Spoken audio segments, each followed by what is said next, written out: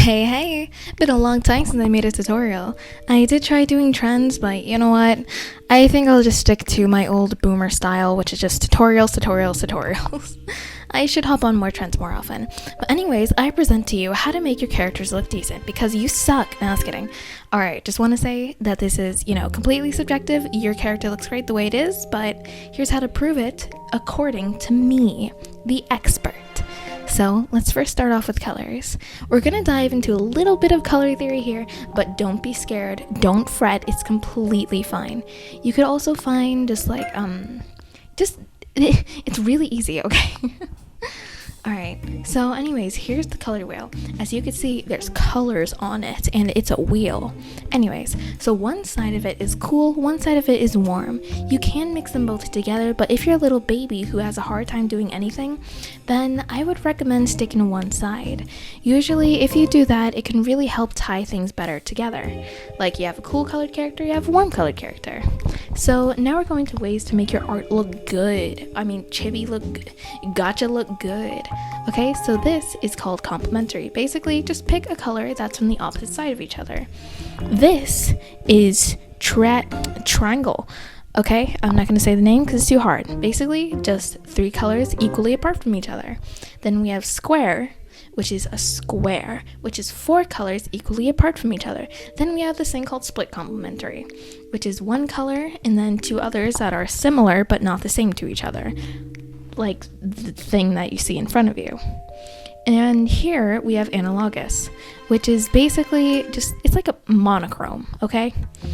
Just the same color. Like, you have a red character, you have a yellow character, you have a blue character. Okay? I know at first glance it can seem a little bit boring, but trust me, even with something very simple like this, you can make something absolutely fabulous, darling. Sorry, I have no idea why I did that. I'm becoming British. Blame my friend who keeps saying Tuesday in it. I don't even know why he does that, but he does it naturally. Anyways, adjustments. So a lot of adjustments are what people do to make their own characters look unique, or it really helps them establish their own style. For me, I like something that's a little in between, like the cutesy average chibi style, and something that's a little more formed. Like, you could see this in certain chibi artworks that I drew myself. I try to make my gacha characters proportions as I would if I drew them. This is completely subjective, but I would recommend playing around with adjustments as much as you can.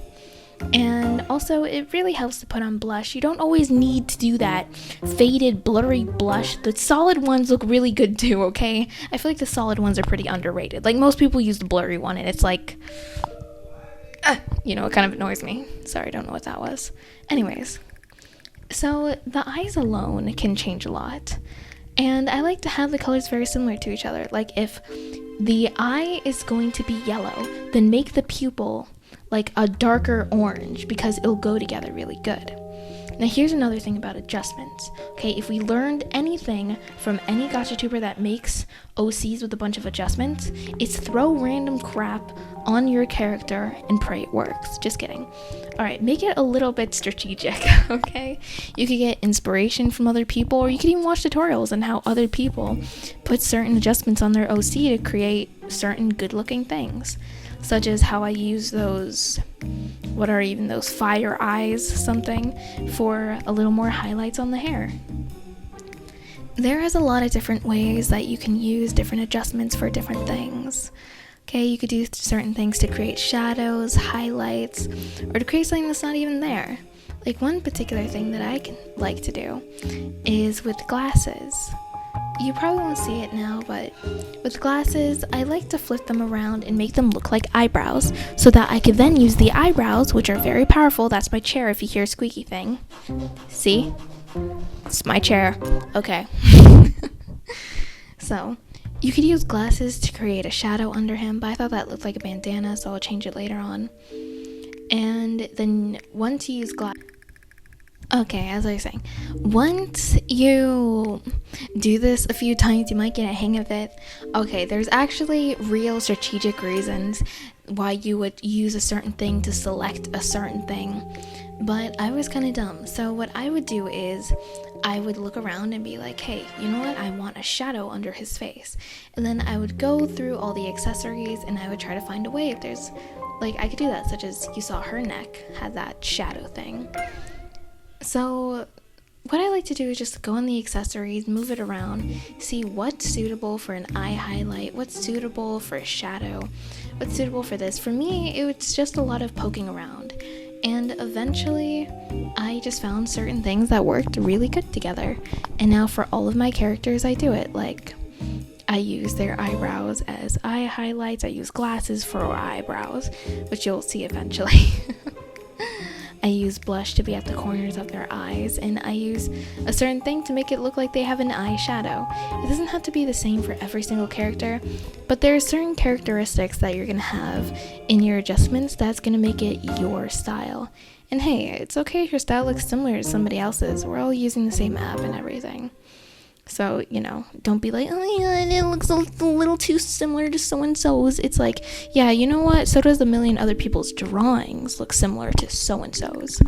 But that's okay. It doesn't matter if yours is the same and you just look like another basic bitch. What matters is that you're having fun. Of course, plagiarism is like something completely different, but we're not going to get into that because I pray that you guys have common sense to understand the differences.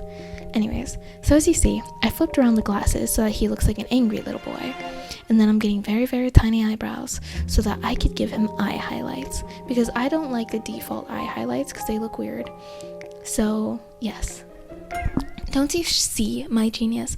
Once I started doing this, it made me feel so good. And there's a lot of tutorials that you could find that will allow you to do certain cool things with your OC, like, oh, how to use an adjustment to do this specific thing. I don't really watch a lot of YouTubers that do that because I like to poke around and figure out things myself, but I know Mika Rowe, what was that song she made me? I'm really bad at pronouncing names, but Mika Rowe, she, they, I don't know what their pronouns are. Okay, basically, they got a ton of tutorials that you can use. I'm sure of. Really? Am I getting mixed up? No, I'm pretty sure. Anyways, so adjustments, I just kind of like to adjust every little thing, click on everything, see if there's something that I could do, and it's okay to undo things. I also like to focus on each individual hair part and change the colors. Anyways, so how did we go from this ugly, dumb, basic little to this beautiful, handsome man? As you can see, his transformation from ugly little dwarf to slightly better looking dwarf. I'm just kidding. He looks gorgeous. He looks fabulous. Okay. Alright, I'm sorry. Thank you so much, everyone, and see ya.